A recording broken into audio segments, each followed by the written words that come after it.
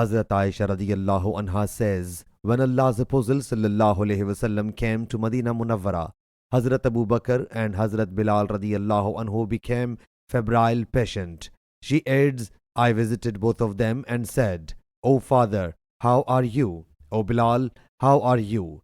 She narrates that when Hazrat Abu Bakr's temperature would shoot up, he would utter, every person feels ecstasy with his family, whereas death is nearer to him than his shoeless.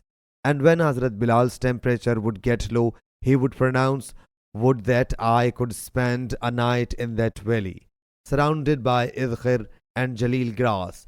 Will I ever pass by the water of Mijana and espy the mountains of Shama and Tafil?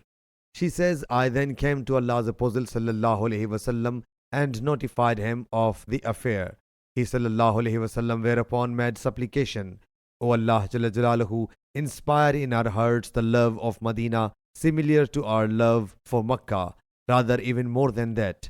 O Allah Jalla Jalaluhu, make its climate healthful and bless us in our saw and our mud, and transfer its fever to Juhafa. Sahih Bukhari, Hadith number 5654.